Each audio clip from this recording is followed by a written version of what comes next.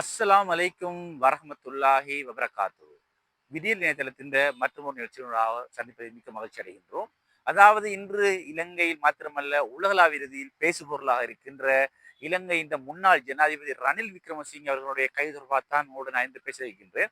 அதாவது நேற்று வெள்ளிக்கிழமை 22ஆம் தேதி குற்றப்புலனாய்வு திணைக்களத்துக்கு ஒரு வாக்குமூலம் பெறுவதற்காக அழைக்கப்பட்டிருந்த முன்னாள் ஜனாதிபதி ரணில் விக்ரமசிங்கே, அதாவது அவர் கடந்த 2023ஆம் ஆண்டு ஐக்கிய நாடுகள் சபை இந்த கூட்டத்துக்கு சென்ற சமயத்தில் அவருடைய மனைவியினுடைய ஹொனரரி கலாநிதி பட்டத்தை பெறுவதற்காக வேண்டி பிரித்தானியா சென்றிருந்தார்.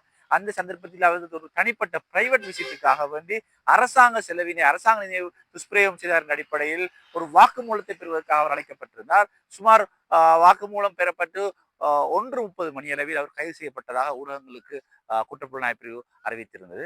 அதனை அடுத்து அவர் நேற்று மாலை கோட்டை நீதவான் முன்னிலையில் ஆஜர்படுத்தப்பட்டு பாரிய அதாவது கடும் இருதரப்பு அதாவது சட்டமா அதிபர் திணைக்களம் மற்றும் முன்னாள் ஜனாதிபதி ரணில் விக்ரமசிங்கவுடைய சட்டத்தின் பலத்த வாதங்களை பிரதிவாதங்கள் முன்வைத்து இறுதியில் நேற்று இரவு சுமார் 10 மணி அளவில் அவர் எதிர்வருந்த 26ஆம் தேதி வரை விளக்க மறியலில் வைக்குமாறு உத்தரவிடப்பட்டது.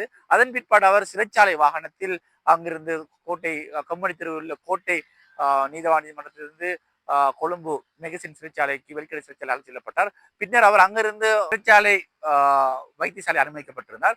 அதன் பிற்பாடு அவர் இன்று தற்போது அதாவது இன்று சனிக்கிழமை 4 மணி அளவில் அவர் கொழும்பு போதனா வைத்தியசாலைக்கு கொழும்பு தேசிய வைத்தியசாலைக்கு மாற்றப்பட்டிருந்தார்.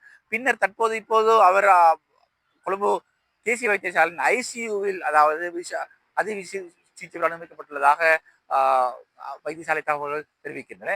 இவ்வாறான நிலையில் தான் இன்று காலை முன்னாள் ஜனாதிபதியை களம் விசாரிப்பதற்காக வேண்டி முன்னாள் ஜனாதிபதி மஹிந்த ராஜபக்ஷ, எதிர்கட்சி தலைவர் சஜித் பிரேமதாச உள்ளிட்ட பல எதிர்கட்சி பாராளுமன்ற விஜயம் செய்திருந்தார்கள்.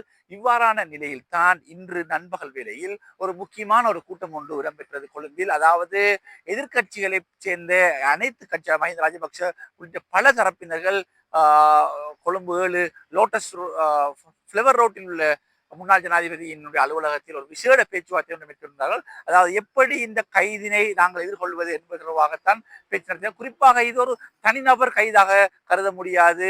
இது ஒரு முன்னாள் ஜனாதிபதியினுடைய கைது. இதனை எப்படி தடுக்க வேண்டும் என்ற அடிப்படையில் தான் பல பேச்சுக்கள்.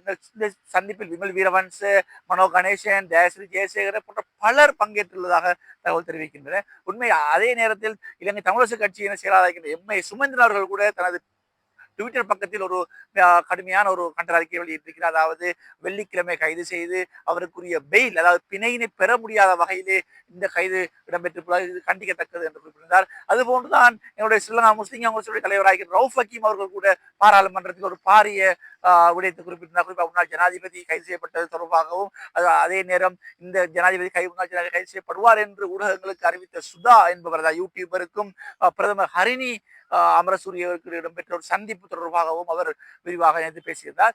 இவ்வாறான நிலையில் தான் இந்த எதிர்கட்சியினர் கைதினை அடுத்து இன்று அதாவது முன்னாள் ஜனாதிபதி ரணில் விக்ரமசிங்கே அவர்களுடைய கைதினை அடுத்து இந்த எதிர்கட்சிகள் அனைத்தும் ஒற்றுமைப்படுத்தப்பட்டுள்ளன. அதாவது இந்த கைதினூடாக எதிர்கட்சிகள் ஒற்றுமைப்படுத்தப்பட்டு எதிர்காலத்தில் இந்த அனைத்து எதிர்கட்சிகளும் ஒரு பலம் பொருந்திய சக்தியாக மாற்றம் பெறும் என்பதில் எந்த மாற்று கருத்தும் இல்லை.